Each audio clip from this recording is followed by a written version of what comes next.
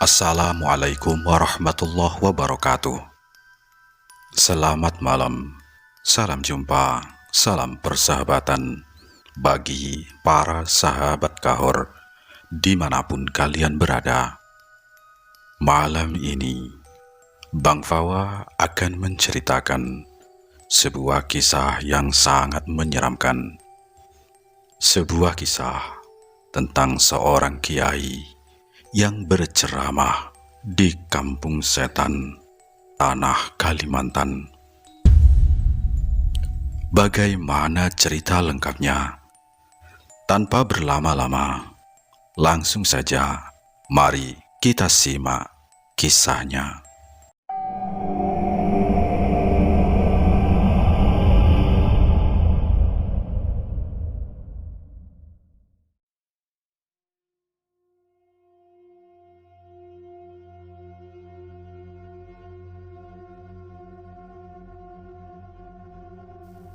Namaku Abu Bakar. Usiaku baru menginjak kepala 3. Namun, amanah yang kupegang terasa jauh lebih berat dari usianya. Aku adalah seorang ustadz yang mempunyai pesantren kecil yang terletak di sebuah desa sunyi di pinggiran kota Kalimantan yang masih rimbun. Namanya Pondok Pesantren Nurul Hikmah. Di bawah naunganku ada sekitar 50 orang santri putra dan putri yang datang dari latar belakang dan desa yang berbeda-beda. Semuanya haus akan ilmu agama. Pesantren kami amat sederhana, mencerminkan kehidupan kami yang bersahaja. Semua asrama santri, rumahku, dan bahkan dapur umum terbuat dari kayu ulin dan kayu rimba lainnya. Atapnya dari daun rumbia yang dianyam rapi, memberikan kesejukan alami di tengah terik khatulistiwa. Jika hujan turun, suara tetesan air yang memukul atap kayu dan rumbia menciptakan simfoni alam yang menenangkan, meski terkadang harus diselingi dengan bunyi derit lantai kayu yang diinjak. Semua bangunan ini, meskipun dari kayu, tapi kokoh berdiri, warisan dari perjuangan panjang mendiang ayahku. Hanya masjid kami yang berdiri agak terpisah, yang terbuat dari bangunan tembok. Tidak besar, catnya pun mulai pudar, tapi cukup megah untuk ukuran desa ini dan mampu menampung sekitar 200 orang jamaah saat salat Jumat atau hari raya. Cahaya lampu neon yang bergantung di dalamnya selalu terlihat hangat dan mengundang, seolah menjadi mercusuar spiritual di tengah kegelapan rimba yang mengelilingi. Di sela-sela kesibukanku mengajar kitab kuning, menghafal Al-Quran bersama para santri, dan mengurus administrasi pondok, aku terkadang diundang untuk menyampaikan pengajian. Undangan ceramah ini datang dari kampung-kampung sebelah, atau bahkan dari kota yang jaraknya bisa memakan waktu 3 hingga 4 jam perjalanan darat. Acara-acara itu bermacam-macam, mulai dari peringatan Maulid Nabi, Isra Mi'raj, hingga pengajian bulanan atau mingguan rutin. Pekan lalu, aku baru saja kembali dari mengisi ceramah di Masjid Raya kota tetangga, yang membuatku harus menempuh perjalanan pulang pergi selama 8 jam. Abu Bakar, wajahmu terlihat pucat sekali, tegur Pak Haji Idris, seorang tokoh masyarakat desa kami, saat kami duduk berdua di serambi masjid setelah sholat asar. Ia menyodorkan segelas teh hangat. Kau baru saja kembali dari jauh. Istirahatlah sebentar Jangan terlalu memaksakan diri, kata beliau. Aku tersenyum tipis menerima tehnya. Terima kasih Pak Haji. Alhamdulillah, perjalanan lancar. Hanya saja antusiasme jamaah di sana luar biasa. Sampai-sampai aku lupa waktu. Ceramahku jadi lebih panjang dari biasanya. Setelah subuh baru aku bisa tidur sekejap. Ya, memang sudah seharusnya begitu, Nak. Ilmu itu wajib disebarkan. Tapi ingat, pesantren ini juga membutuhkanmu. Santri-santri itu menantikan bimbinganmu. Nasihat Pak Haji Idris. Matanya yang teduh menatapku penuh harap. Ngomong-ngomong, lusa ada permintaan ceramah dari kampung Banyu Arang. Mereka merayakan hajat desa dan ingin kau yang mengisi, kata Pak Haji. Aku mengerutkan kening. Kampung Banyu Arang. Aku tahu, letaknya cukup terpencil di seberang sungai besar. Oh, Banyu Arang, Pak Haji. Setauku mereka punya kiai lokal yang cukup sepuh, Pak Haji. Kenapa sampai mengundang saya yang masih muda ini? Tanyaku. Pak Haji Idris menghela napas panjang. Ya, begitulah katanya. Kiai mereka sedang sakit. Mereka mencari darah segar untuk memberikan semangat baru. Bisa rohnya lumayan, Nak. Lumayan untuk menambah beli papan buat renovasi asrama putri yang atapnya sudah mulai bocor itu, kata Pak Haji Idris. Aku terdiam memikirkan kondisi asrama putri yang memang sudah mendesak untuk direnovasi. Kebutuhan pesantren selalu saja menumpuk. Baiklah kalau begitu. Demi fisabilillah dan demi atap asrama putri, insya Allah aku siap. Tolong atur waktunya Pak Haji, kataku kepada Pak Haji Idris. Di samping mengajar, pekerjaanku adalah sebagai tukang pengrajin kayu. Inilah sumber penghidupan utama pondok dan keluargaku. Di belakang asrama putra, aku mempunyai bengkel kayu kecil, lengkap dengan gergaji mesin tua, pahat, dan berbagai jenis amplas. Aroma serbuk kayu selalu menjadi penghuni setia di sana. Sejak pagi buta, sebelum para santri bangun untuk sholat subuh, aku terkadang menyempatkan berada di dalam bengkel. Setelah mengajar dari pagi hingga sore, aku juga terkadang kembali lagi ke sana hingga larut malam. Tak ada waktu luang dalam hidupku. Semua aku pergunakan. Tidur pun hanya sebentar. Saat ini aku sedang menyelesaikan pesanan sebuah bupet ukir dari seorang juragan di kota. Ukirannya cukup rumit, bermotif flora khas Kalimantan. Tanganku terampil mengendalikan pahat, mengikuti garis-garis sketsa yang sudah kubuat di atas kayu ulin yang keras.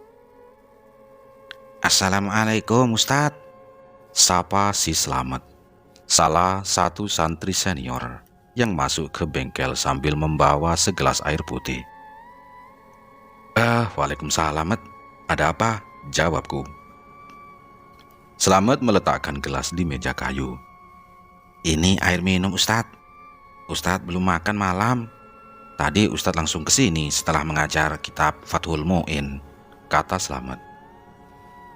Aku tersenyum bangga pada perhatian santriku. Ya terima kasih Mat. Sebentar lagi aku makan. Tinggal sedikit lagi ukiran ini selesai, kataku. Aku menghentikan pekerjaanku sejenak, mengusap keringat di dahi dengan punggung tangan. Mat, bupet ini harus selesai lusa. Besok aku harus fokus mengurus jadwal ke Banyu Arang.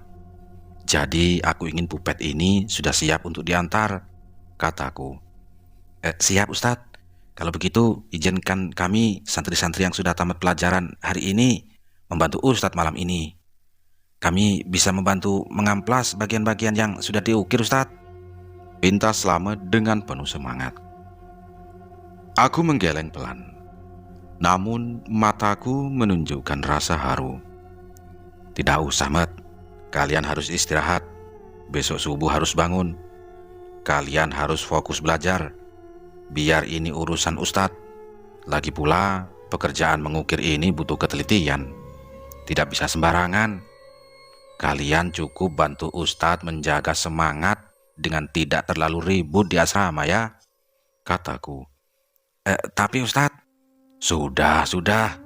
Lebih baik kau doakan Ustadz agar bupet ini cepat selesai dan laku dengan harga yang bagus, agar uangnya bisa kita gunakan untuk membeli semen dan paku untuk asrama kalian, potongku sambil kembali fokus pada pahat di tanganku.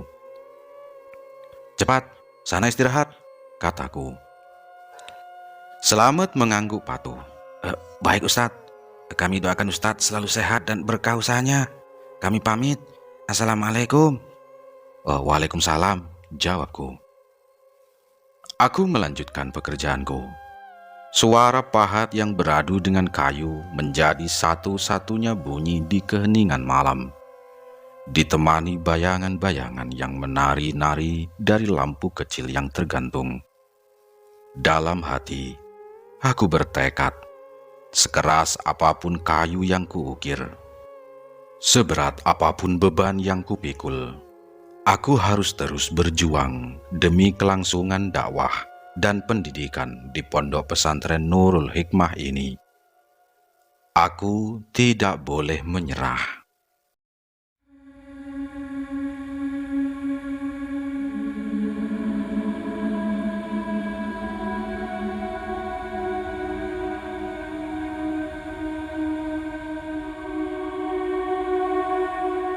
Pak Haji Idris adalah sosok yang sangat penting dalam hidupku. Bisa dibilang, beliau adalah tangan kanan sekaligus teman akrabku yang paling bisa dipercaya. Kebanyakan jadwal ceramahku di kampung-kampung seberang atau di luar desa memang diurus oleh beliau. Pak Haji Idris bukan orang sembarangan. Selain sebagai tokoh masyarakat yang disegani di desa kami, ia juga seorang juragan sembako kaya yang terkenal. Gudang sembakonya adalah pusat distribusi bagi beberapa desa tetangga, membuat roda ekonominya selalu berputar lancar. Karena kemurahan hati dan rasa cintanya pada dakwah, Pak Haji Idris seringkali meminjamkan kendaraan pribadinya untuk kegiatan ceramahku. Mobil andalannya adalah sebuah Isuzu Panther keluaran tahun 1997. Meskipun sudah terhitung tua, mobil berwarna hijau itu sangat tangguh, mesinnya bandel, dan sangat cocok untuk medan Kalimantan yang tidak terlalu mulus. Bunyi mesinnya yang khas seperti desahan napas tua yang kuat selalu menemani kami dalam setiap perjalanan panjang. Interiornya memang sederhana, dengan jok kain yang sedikit usang, tapi selalu bersih dan wangi karena dirawat baik oleh Pak Haji. Mobil tua ini sudah menjadi saksi bisu ribuan kilometer perjalananku menyebarkan ilmu. Sore itu, sekitar pukul 16 waktu Indonesia Tengah, aku sedang duduk bersila di depan para santri putra, membaca dan menjelaskan bab tentang toharoh bersuci dari kitab Safinatun Najah. Suasana di ruangan pengajian yang juga merupakan serambi masjid terasa hangat, penuh konsentrasi. Tiba-tiba dari luar terdengar bunyi mesin diesel khas Isuzu Panther yang menderu pelan. "Assalamualaikum," terdengar suara Pak Haji Idris dari keras.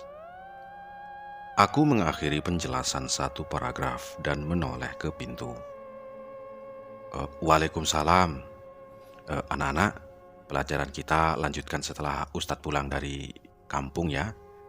Kalian ulangi hafalan bab ini di kamar masing-masing. "Siap Ustadz," jawab serentak para santri. Aku bangkit dan menghampiri Pak Haji Idris yang sudah berdiri di samping mobil, mengenakan kemeja batik rapi dan peci hitam. "Maaf Pak Haji, saya terlambat sedikit. Tadi tanggung belum selesai babnya," kataku. Pak Haji Idris tersenyum maklum sambil membuka pintu mobil. "Tidak apa-apa Abu Bakar, jangan terburu-buru. Ilmu itu lebih penting daripada waktu. Kita masih punya cukup waktu. Perkiraan perjalanan 2 jam. Jadi kita akan sampai di kampung Banyu Arang ya sekitar pukul 6:30 lah. Pas sebelum acara dimulai," kata Pak Haji Idris. Aku segera mengambil tas berisi kitab dan pakaian ganti, lalu berpamitan singkat kepada istriku. Kemudian berpamitan kepada Slamet santri senior yang aku beri amanah untuk menjaga pondok. Setelah memasukkan tas ke dalam bagasi, aku pun duduk di kursi depan, tepat di samping Pak Haji Idris. Dan tepat pukul 16.30 waktu Indonesia Tengah, setelah mengucapkan Bismillahirrahmanirrahim bersama-sama, mobil Panther itu mulai bergerak meninggalkan halaman pesantren. Kami memulai perjalanan dengan lancar. Rute awal kami adalah menyusuri jalan lintas Kalimantan yang lebar. Namun, aspalnya sudah banyak yang berlubang dan retak akibat truk-truk besar pengangkut kayu dan batu bara. Di kanan kiri kami, hutan karet dan sawit bergantian menyapa, diselingi jurang dan sungai kecil. Cuaca hari ini bagus Pak Haji. Semoga di Banyu Arang juga cerah, jadi jamaah bisa ramai, kataku sambil menatap pepohonan yang mulai diselimuti cahaya oranye senja. "Ya, amin Abu Bakar. Seharusnya acara mereka sangat besar. Hajat desa. Mereka sudah menanti kedatanganmu," jawab Pak Haji Idris sambil mengemudi dengan santai. "Kau sudah siapkan materi terbaikmu kan? Ya mungkin tentang tema persatuan umat." "Insya Allah Pak Haji, saya sudah siapkan materi tentang keikhlasan beramal dan pentingnya menjaga lisan. Khawatir saja di desa terpencil seperti itu, gesekan kecil bisa menjadi besar kalau tidak pandai menjaga ucapan," jelasku. Tepat ketika azan maghrib mulai berkumandang, sayup-sayup terdengar dari radio mobil. Kami tiba di sebuah masjid kecil yang terletak persis di pinggir jalan. "Alhamdulillah, waktunya pas," ujar Pak Haji Idris sambil mematikan mesin. "Kita salat dulu, sekalian meregangkan badan," kata Pak Haji Idris. Kami berdua bergegas mengambil wudhu dan menunaikan salat maghrib berjamaah bersama beberapa musafir dan penduduk lokal. Setelah sholat, kami sempat berbincang sejenak di teras masjid, menikmati secangkir kopi panas yang dijual oleh warung di sebelahnya. "Sudah segar Abu Bakar?" tanya Pak Haji Idris. "Alhamdulillah, seperti dicas ulang Pak Haji," Jawabku sambil menyeka sisa kopi di bibir. Ayo kita lanjutkan. Kasihan jamaah di sana, mungkin sudah menunggu, kata Pak Haji Idris. Selesai sholat maghrib dan rehat sejenak, kami kembali masuk ke mobil. Kami melanjutkan perjalanan. Setelah berjalan sekitar 10 km dari masjid tempat kami berhenti, di mana jalan lintas Kalimantan itu masih terlihat ramai. Tiba-tiba Pak Haji Idris yang bertindak sebagai sopir pribadi sekaligus pemilik mobil ini memperlambat laju mobil. Tahan sebentar Abu Bakar, kita harus belok di sini, ujar Pak Haji Idris sambil menunjuk sebuah simpangan kecil di sebelah kiri yang nyaris tersembunyi di balik semak-semak lebat. Jalan itu hanya berupa tanah merah yang cukup dipadatkan. Hanya cukup untuk 2 mobil yang bersalipan. Oh, belok Pak Haji. Ini jalan apa? Tanyaku heran. Ini jalan pintas hutan lindung.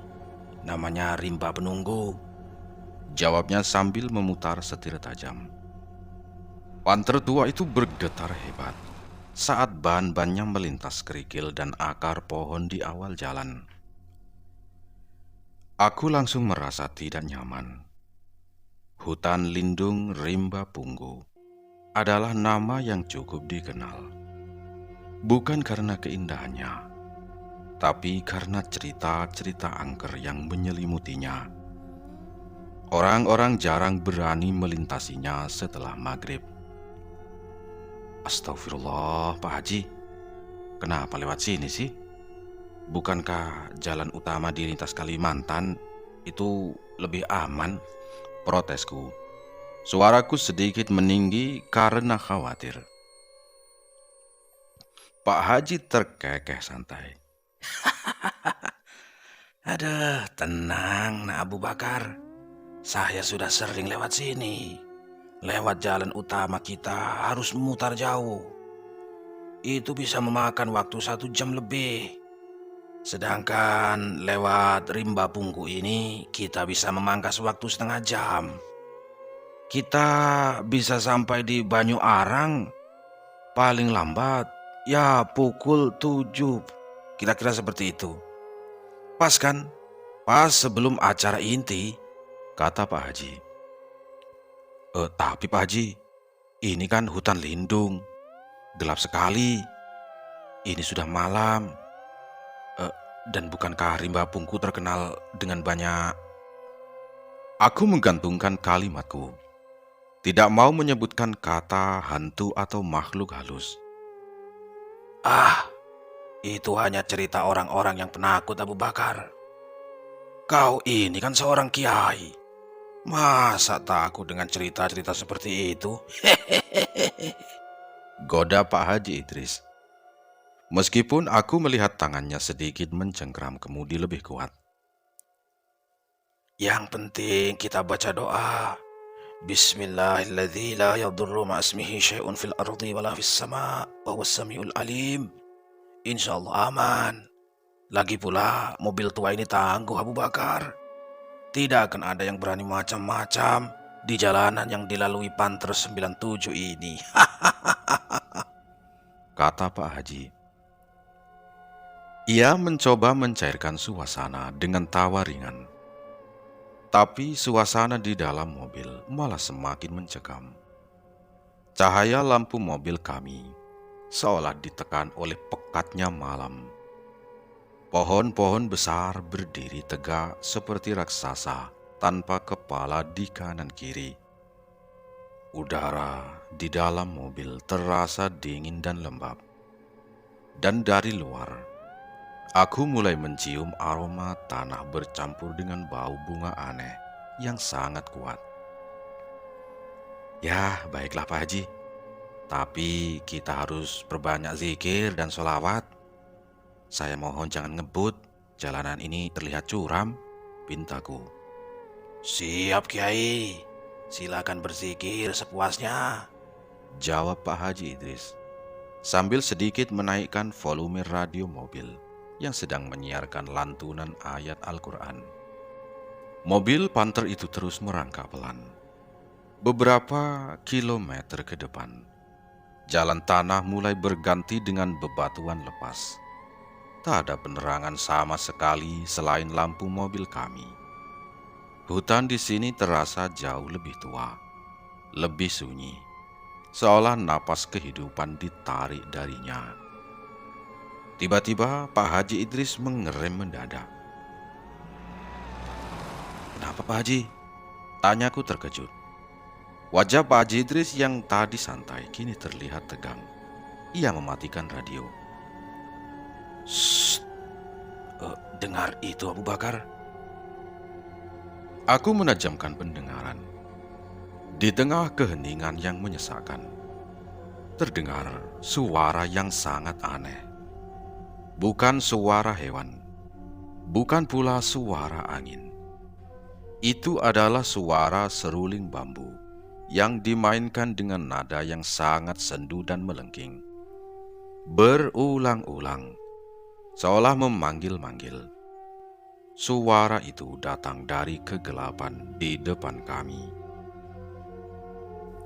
Bunyi seruling yang melengking sendu itu tiba-tiba menghilang, seolah ditarik paksa oleh keheningan. Pak Idris yang tadinya tegang menghela napas panjang dan segera menyalakan kembali radio, memutar ayat Quran dengan volume yang cukup keras untuk mengusir kesunyian yang mencekik. "Oh, mungkin itu hanya petani yang sedang menjaga kebun Abu Bakar. Ya, biar tidak diganggu babi hutan," katanya. Dia berusaha meyakinkan diri sendiri. Namun aku tahu, di dalam hatinya, ia merasakan kejanggalan yang sama. Kami melanjutkan perjalanan. Mobil Panther tua itu terus merangkak pelan di kegelapan malam. Di kanan dan kiri jalan tanah yang licin, pepohonan hutan lindung berdiri rapat, menciptakan kanopi hitam yang meniadakan cahaya bulan. Sesekali, lampu mobil menyorot gubuk-gubuk kecil, rumah panggung kayu milik para petani kebun yang sudah kosong, ditinggalkan pemiliknya setelah senja. Gorden yang lusuh bergoyang perlahan ditiup angin lembab, memberikan kesan yang sangat angker. Setelah melewati deretan kebun yang terasa tak berujung, kami tiba di sebuah komplek bangunan besar yang sudah rusak parah. "Itu pabrik pengolahan kayu Makmur Jaya," bisik Pak Haji Idris. Suaranya sedikit pelan. "Sudah terbengkalai beberapa tahun yang lalu. Bangkrut. Ya, nggak tahu. Katanya sering ada penampakan di sana," kata Pak Haji Idris. Tembok beton pabrik itu tampak retak-retak, diselimuti lumut dan tanaman merambat. Bau besi tua dan kayu lapuk tercium samar-samar, seperti mata kosong yang menatap kami dari kegelapan. Tak jauh dari pabrik yang mencekam itu, jalan yang kami lalui tiba-tiba bercabang tiga. Sebuah pertigaan yang bentuknya tidak jelas, seperti dipaksakan oleh jalur alam. Pak Haji Idris menginjak rem, membuat mobil berhenti total. "Nah, ini dia masalahnya. Dulu saya pernah lewat sini, tapi pertigaannya tidak seperti ini. Ini ke kiri atau ke kanan ya? Kedua-duanya terlihat seperti jalan setapak yang sama-sama jarang dilewati," kata Pak Haji Idris. Kami sama-sama menatap kepekatan di depan. Ke kiri terasa lebih sempit, sementara ke kanan tampak mengarah ke jurang yang curam. Keraguan membebani suasana di dalam mobil. Tepat di tengah kebingungan kami, tiba-tiba telepon genggam Nokia 3310 milik Haji Idris yang tergeletak di dashboard berdering nyaring.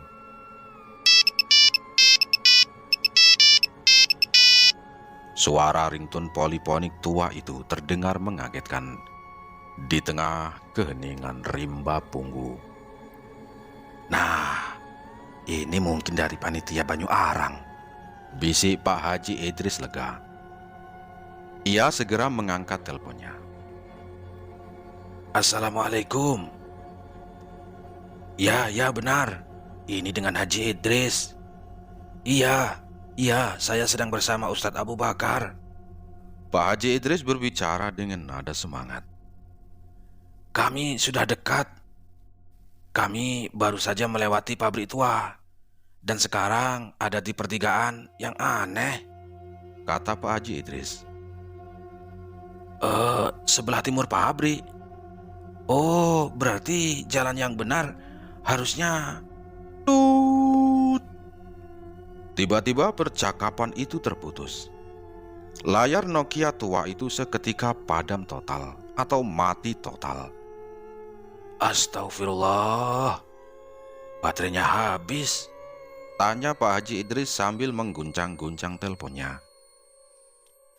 Bagaimana kata mereka? Arah mana yang harus kita ambil?" Pak Haji Idris tampak frustasi. "Ya, mereka bilang sudah dekat karena kami sudah berada di sebelah timurnya pabrik. Tapi mereka belum sempat menyebutkan arah yang mana ini," kata Pak Haji. "Aduh, asem. Baterainya benar-benar habis. Aku lupa mengisi dayanya seharian ini. Ia melempar ponsel itu ke kursi belakang dengan nada kesal. Saat kami masih bingung di pertigaan, tiba-tiba dari arah selatan di belakang kami terdengar suara mesin sepeda motor tua yang menderu pelan. Sebuah siluet motor bebek usang dengan lampu depan yang kuning dan redup mulai mendekat. Pengendara itu adalah seorang pria paruh baya, mengenakan jaket tebal yang gumal dan topi pet yang menutupi dahinya.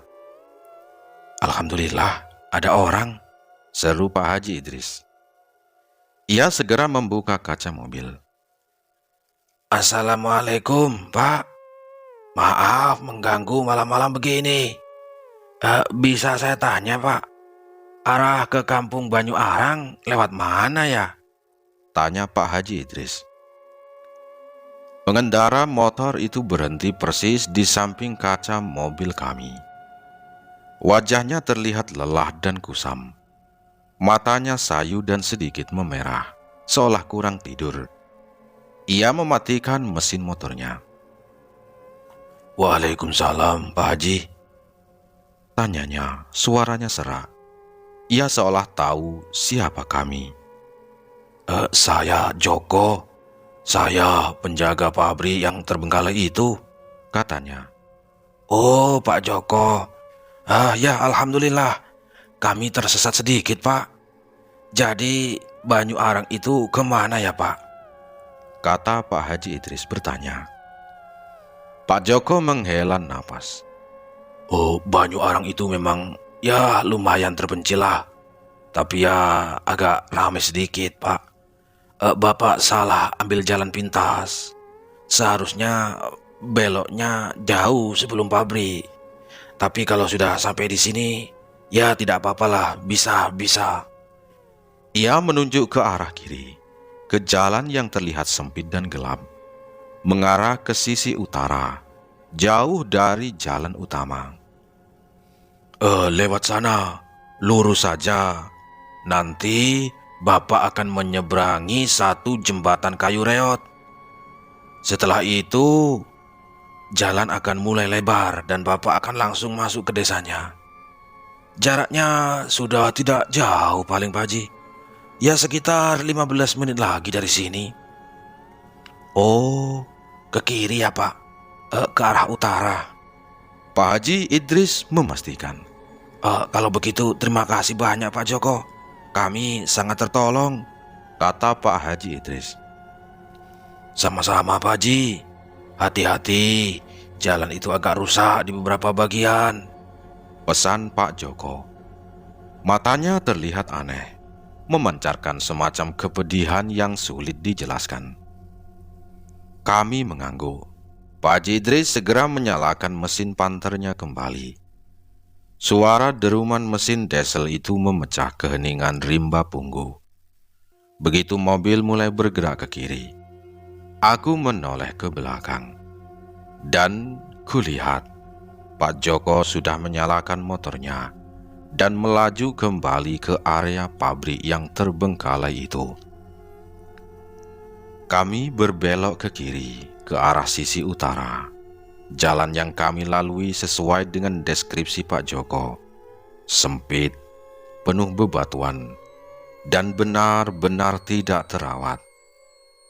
Setelah kurang lebih 10 menit, kami memang melewati sebuah jembatan kayu yang sangat reot.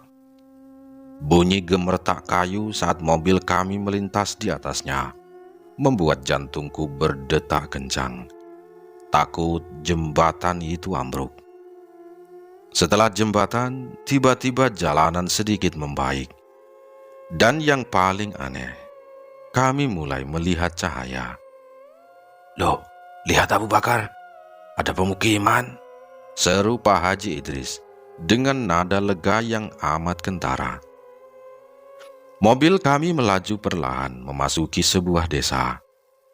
Namun, suasana desa ini sontak membuat bulu kuduku merinding.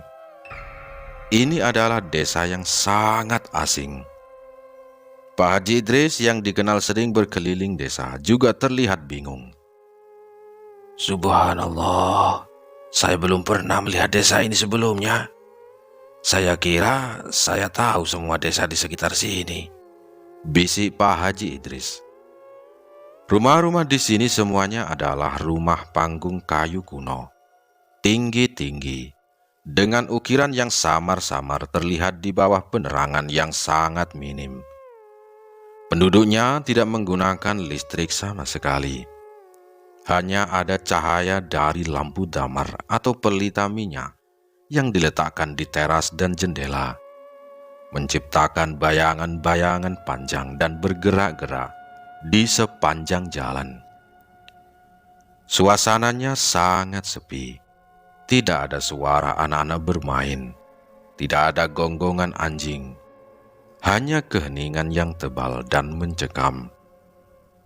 Kami hanya melihat beberapa siluet orang dewasa duduk termenung di atas rumah mereka, menatap lurus ke arah mobil kami dengan tatapan kosong. Kami terus melaju perlahan. Pak Idris terlihat gugup. Aku yakin kita tidak salah jalan, Abu Bakar.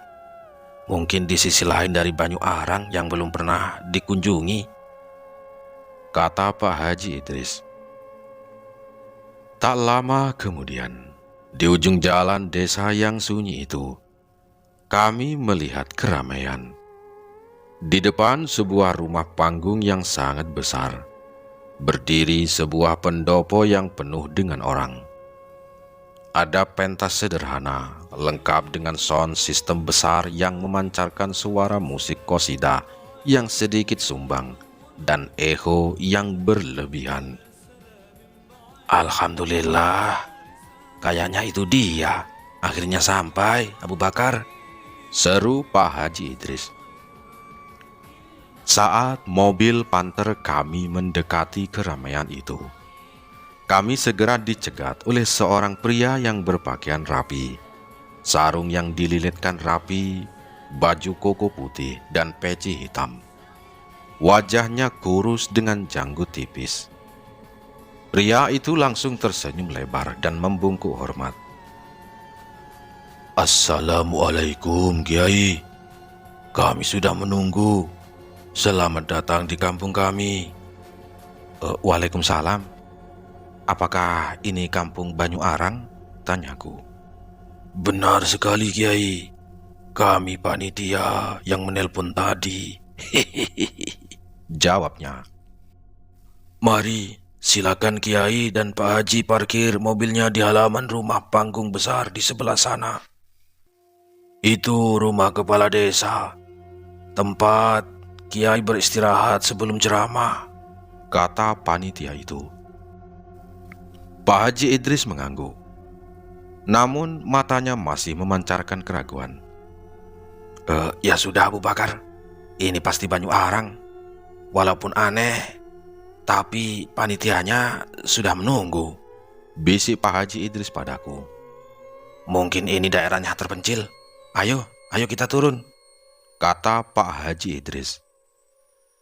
Aku hanya bisa mengangguk. Tetapi perasaanku semakin tidak enak. Aroma damar dan bunga aneh yang ku coba lupakan di rimba punggu kini terasa semakin kuat di desa yang sepi ini. Kami memarkir mobil di halaman rumah panggung yang sangat besar. Siap untuk menghadapi jamaah. Siap untuk menyampaikan dakwah. Tanpa tahu bahwa kami baru saja melangkah masuk ke dalam jebakan yang tak terlihat. Setelah kami memarkir mobil di halaman rumah panggung yang sangat besar itu, kami berdua segera turun. Suara qosidah dari pengeras suara di pendopo terdengar semakin lantang. Namun, suara terasa kosong. Tidak diiringi dengan keriuhan selayaknya sebuah perayaan desa.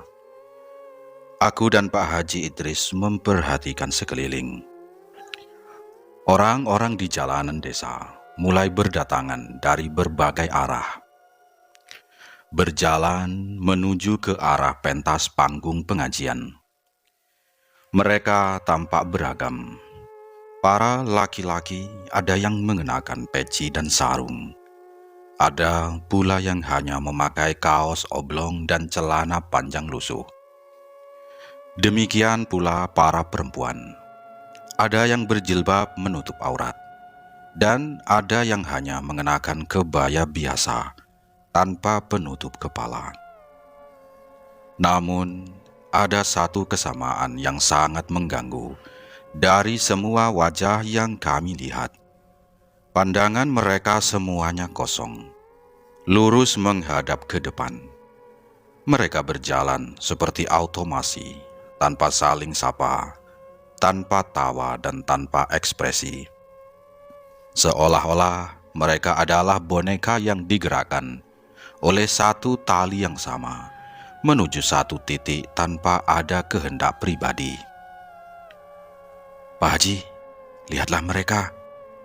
Mereka berjalan seperti sedang mengantuk atau sedang terhipnotis. Bisikku kepada Pak Haji Idris. Suaraku tercekat. Pak Haji Idris mengangguk. Matanya menunjukkan rasa cemas. Iya, aneh sekali Abu Bakar. Desa ini terasa mati. Tidak ada aura keramaian sama sekali. 3 sambutan yang menyeramkan saat kami masih terpaku mengamati kerumunan yang dingin itu. 3 orang panitia yang sudah menunggu di tangga rumah besar itu segera menghampiri kami. Mereka adalah 3 sosok yang secara fisik memiliki ciri khas yang mencolok. Orang pertama adalah seorang pria kurus yang jalannya agak pincang, seolah-olah memiliki cacat di kakinya.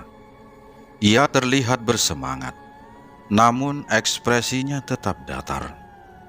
Orang kedua yang berdiri di tengah adalah pria bertubuh kekar, namun matanya terlihat aneh.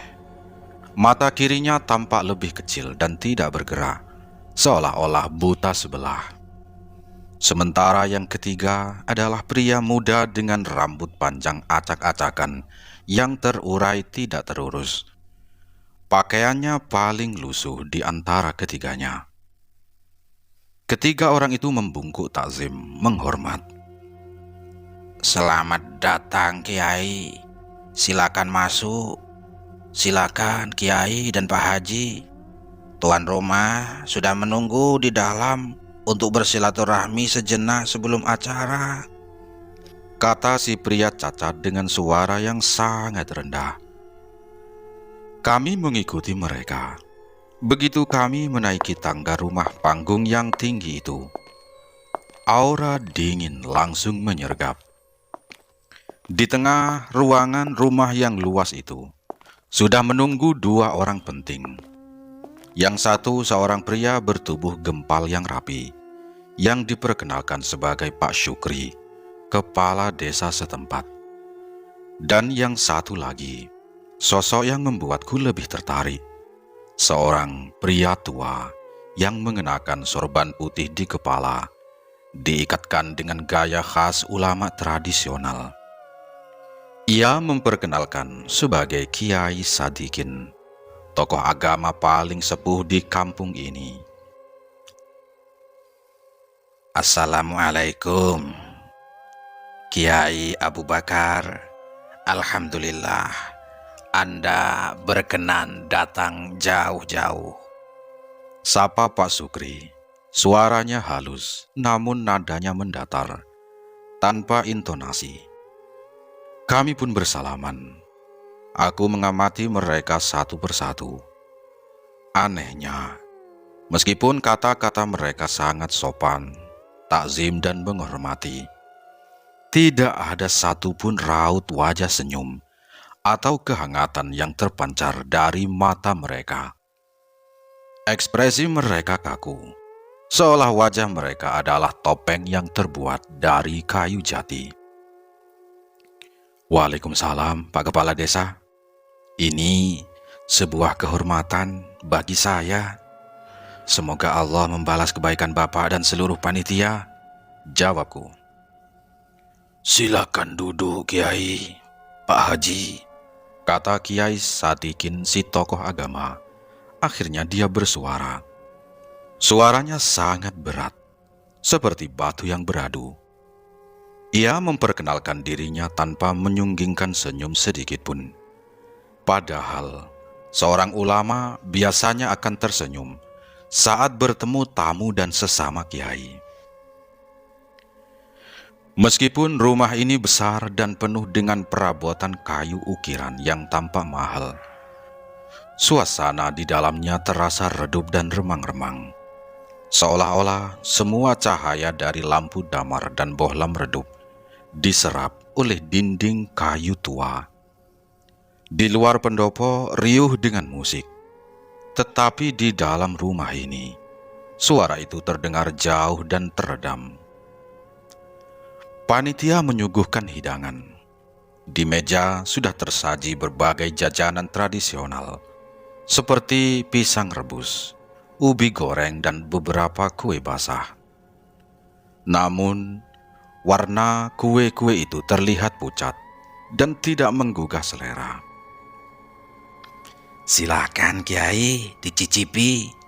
Ini kopi khas desa kami, kata Pak Syukri, sambil menyodorkan secangkir kopi hitam yang mengepul. Aku meraih cangkir itu. Pak Haji Idris juga mengambil bagiannya. Begitu aku menyesapnya, aku terkejut. Astagfirullah, batinku. Rasa kopi itu pahit sekali, seolah tidak ada gula sama sekali. Pahitnya menusuk lidah, meninggalkan sensasi getir yang tidak wajar. Padahal kopi di warung pinggir jalan pun pasti menggunakan gula. Maaf Pak Syukri, kopinya kok sepertinya lupa diberi gula ya, kataku sopan. Pak Syukri menatapku dengan mata datarnya. Tidak Kiai, kami sudah memberinya gula. Gula terbaik dari kebun tebu kami sendiri. Tapi memang lidah orang sini sudah terbiasa dengan rasa pahit. Kami suka yang pahit, karena hidup ini juga pahit Kiai. Jawaban itu membuatku merinding. Sebuah dialog aneh. Pak Haji Idris yang duduk di sampingku juga berbisik pelan sambil berbisik. Weh, Abu Bakar, ini pahit seperti jamu, tapi aku harus pura-pura kuat meminumnya, kata Pak Haji Idris. Aku merasakan keanehan yang semakin memuncak. Wajah tanpa ekspresi, dialog aneh, kopi pahit yang luar biasa. Tempat ini terasa seperti panggung sandiwara yang dipentaskan oleh aktor-aktor yang tidak memiliki jiwa. Sementara kami berusaha terlihat santai dan menikmati suasana. Dari pendopo terdengar runtutan acara berjalan dengan normal. Terdengar lantunan pembacaan ayat suci Al-Quran oleh seorang qori. Kemudian dilanjutkan dengan sambutan-sambutan. Sambutan dari Pak Syukri, kepala desa, terdengar sangat menyentuh hati. Ia berbicara tentang pentingnya persatuan, gotong royong, dan bagaimana hidup di desa terpencil harus didasari oleh keikhlasan dan kesabaran. Kata-katanya sangat dalam dan fasih. Aku memuji dalam hati. Orang yang datar wajahnya, tapi lisannya sungguh puitis, batinku. Setelah selesai berpidato dan kembali ke dalam rumah, Pak Syukri mendekatiku. Kiai, sebentar lagi giliran Kiai yang naik mimbar. Sebelum itu, saya ingin berpesan satu hal, Kiai. Silakan Pak Syukri, ada permintaan khusus? Tanyaku. Mata Pak Syukri menatapku lurus tanpa berkedip. Iya, Kiai. Malam ini mohon Kiai sampaikan ceramah tentang mengingat kematian. Permintaan itu sungguh mengejutkan dan membuatku terperanjat kaget.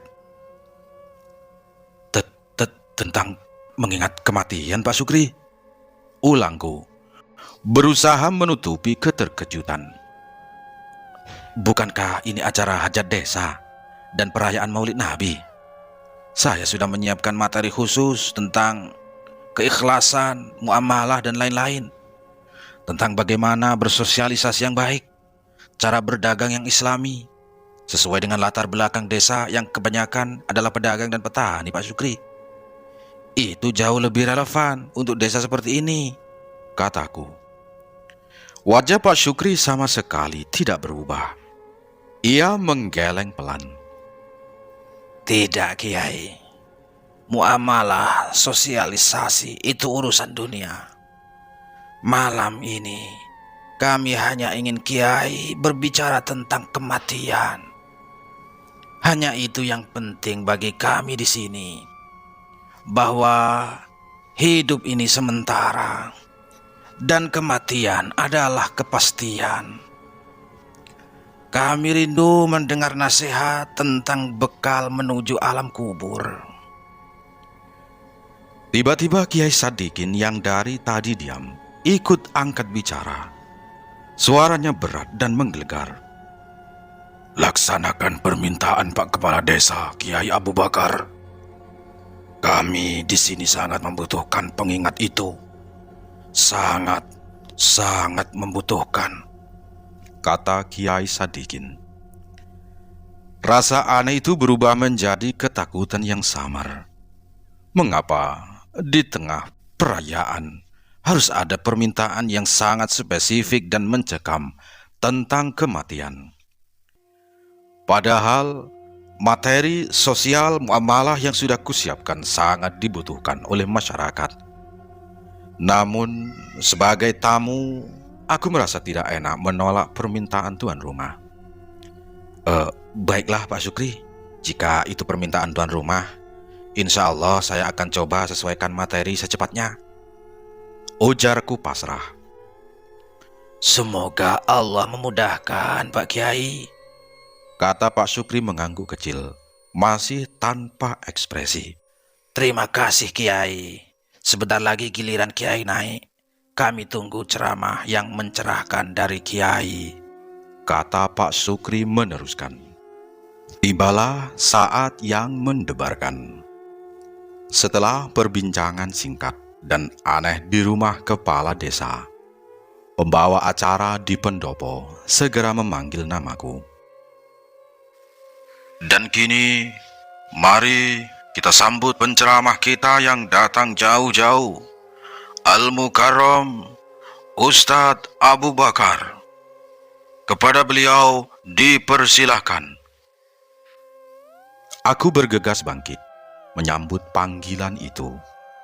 Aku meninggalkan Pak Haji Idris yang masih duduk kaku di ruang tamu, ditemani oleh Pak Syukri dan Kiai Sadikin. Sebelum melangkah, aku sempat menoleh ke Pak Haji Idris. Pak Haji, saya naik dulu. Tolong perhatikan sekeliling.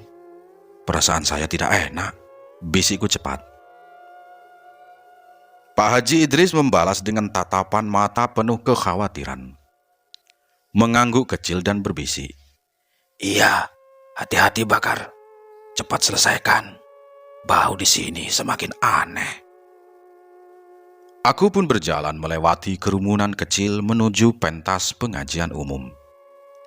Saat aku berdiri di atas pentas, menghadap langsung ke ratusan jamaah yang duduk bersila di depan, kengerian itu menghantamku. Inilah yang paling tidak kuhiraukan dan tidak pernah kualami di pengajian manapun. Para pengunjung ini sepertinya senyap. Tidak ada satupun kata, bisikan, atau suara gesekan kain yang keluar dari mereka. Mereka duduk rapi, berdekatan, tetapi menciptakan keheningan mutlak. Mereka semua hanya memiliki satu pandangan, yaitu menghadapku dengan mata yang seakan tidak pernah berkedip. Aku mulai dengan salam pembukaan, mukaddimah yang panjang, dan sedikit basa-basi yang biasanya kujadikan pemecah suasana. Assalamualaikum warahmatullahi wabarakatuh. Alhamdulillahirabbil alamin. Puji syukur kepada Allah. Aku kemudian mencoba mencairkan suasana dengan mengeluarkan kelucuan-kelucuan di dalam ceramah. Saya ini jauh-jauh dari pinggiran kota, Pak. Mobil panter Pak Haji Idris sudah tua. Jadi kalau ada guncangan sedikit, saya takut sound system di sini ikut bergetar, kataku. Dan di pengajian normal, kelakar seperti ini akan disambut tawa kecil, senyum, atau setidaknya deheman. Tapi di sini tidak ada respon sama sekali. Wajah-wajah mereka tetap datar. Mata mereka tetap lurus menatapku, seperti ratusan pasang mata kaca yang dingin. Tatapan itu seolah mengunci setiap gerakku. Keheningan mereka lebih menakutkan daripada kegaduhan. Aku menelan ludah, berusaha menyusun kembali mental yang mulai goyah. Aku tinggalkan materi fikih muamalah yang sudah kusiapkan dan beralih ke tema yang diminta, mengingat kematian. Aku memaksakan diri dengan harapan tema yang berat ini bisa memecah kebekuan mereka. Aku mulai menyampaikan pesan-pesan tentang fananya dunia, tentang kepastian datangnya malaikat maut, dan bagaimana manusia akan sendirian di alam kubur mempertanggungjawabkan amalnya. Aku berapi-api, mencoba sekuat tenaga menyentuh hati mereka. Saudara-saudara sekalian, kita semua akan mati. Kita akan meninggalkan harta, anak, dan jabatan. Kita akan sendiri di liang lahat. Lalu, apa yang sudah kita siapkan? Apakah kita sudah siap jika malam ini, di tengah pengajian ini, ruh kita dicabut oleh Allah Subhanahu wa Ta'ala? Saat aku berbicara tentang maut, tentang sakratul maut, dan tentang azab kubur, Kengerian itu benar-benar kurasakan. Tiba-tiba dari mata ratusan jamaah itu mulai mengalir air mata. Bukan setetes dua tetes, tapi bulir-bulir bening yang mengucur deras tanpa isakan. Wajah mereka masih datar, pandangan mereka masih lurus ke depan. Namun air mata itu terus membanjiri pipi mereka. Kemudian keheningan mutlak itu pecah. Ratusan orang itu mulai menangis. Tangisan itu bukan tangisan biasa. Itu adalah sesenggukan yang kering. Sebuah ratapan yang menggeru-geru dari dalam dada. Tanpa air hidung, tanpa gerak wajah yang berlebihan. Suaranya terdengar sangat memilukan, seperti ratapan duka yang datang dari kedalaman jurang. Namun, di saat yang sama sangat menakutkan. Suara itu seolah bukan suara manusia yang bersedih, melainkan suara jiwa-jiwa yang sedang tersiksa. Aku merasa sangat tidak nyaman. Suasana pengajian yang seharusnya membawa kedamaian dan harapan, kini berubah menjadi ritual ratapan tangisan massal yang mengerikan. Aku semakin yakin ada sesuatu yang sangat tidak beres dengan tempat ini. Aku melihat jam di dinding. Baru setengah jam aku berceramah, tapi aku tidak tahan lagi. Cukup, aku harus segera mengakhirinya, putusku dalam hati. Aku segera mengakhiri ceramahku, merangkum inti dari tausiahku secepat mungkin. Saudara-saudaraku, semoga Allah Ta'ala menjadikan kita semua hamba yang husnul khotimah. Marilah kita tingkatkan iman dan takwa kita, agar kita siap menyambut panggilannya kapanpun tiba. Wallahul muwaffiq ila aqwamit thoriq. Wassalamualaikum warahmatullahi wabarakatuh. Aku pun mengakhiri pengajian ini. Aku mengucapkan salam penutup dan bergegas turun dari pentas. Tubuhku gemetar. Namun, yang paling membuatku panik adalah kenyataan bahwa meskipun aku sudah selesai berceramah dan turun dari pentas, mereka masih menangis sesenggukan, bahkan lebih kencang. Suara ratapan itu kini semakin keras, menggeru-geru, memenuhi seluruh area pendopo. Mereka menangis seperti baru saja terjadi musibah besar, atau mereka baru saja menyaksikan kejadian yang sangat memilukan. Mereka semua masih duduk di tempat. Mata mereka tetap lurus ke depan, menangis tanpa henti. Aku segera berjalan cepat kembali ke rumah kepala desa. Saat aku baru mencapai halaman, terdengar suara klakson mobil Panther Pak Haji Idris yang berbunyi 2 kali. Pak Haji Idris sudah berada di kursi kemudi. Mesin mobilnya sudah menyala dan kaca jendelanya terbuka sedikit. Abu Bakar, cepat, ayo kita pergi dari sini, sekarang juga, panggilnya dengan suara berbisik. Namun penuh kepanikan. Wajahnya pucat pasi. Aku segera berlari menghampiri mobil. Ada apa Pak Haji? Ada apa? Tidak ada waktu.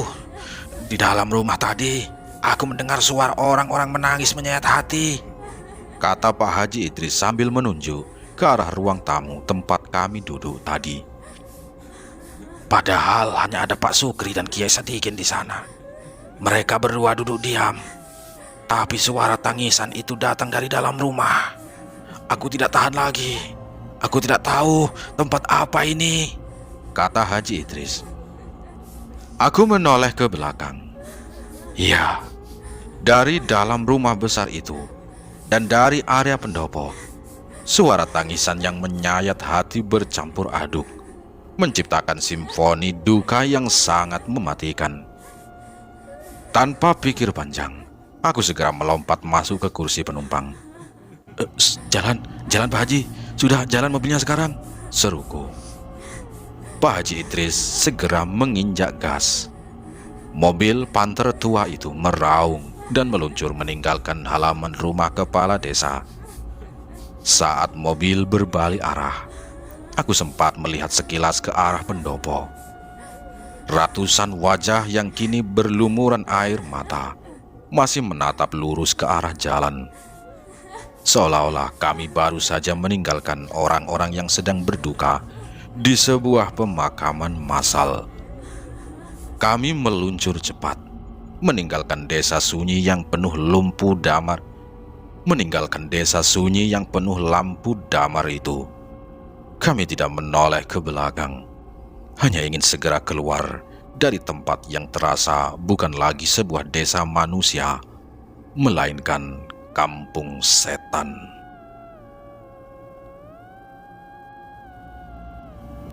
Singkat cerita, setelah melewati pabrik itu lagi, kami kemudian menemukan jalanan aspal yang lumayan mulus. Dan di ujung jalan kami melihat cahaya kuning terang dari lampu merkuri. Kami telah tiba kembali di jalan lintas Kalimantan. Kami telah meninggalkan kampung setan itu. Apakah itu kampung Banyu Arang yang sebenarnya, atau itu kampung yang lain? "Alhamdulillah kita selamat, Abu Bakar," bisik Pak Haji Idris. Air mata haru mengalir di pipinya. Aku hanya bisa mengangguk, bersandar lemah di kursi. Kami berdua tahu, malam ini kami telah ceramah bukan untuk manusia, melainkan untuk jiwa-jiwa yang terperangkap dalam ratapan abadi di sebuah desa yang terkutuk. Demikian cerita dari Bang Fawa, Sobat Kahor. Apabila kalian mempunyai cerita-cerita yang bisa Bang Fawa ceritakan, kirim di kolom komentar. Wassalam.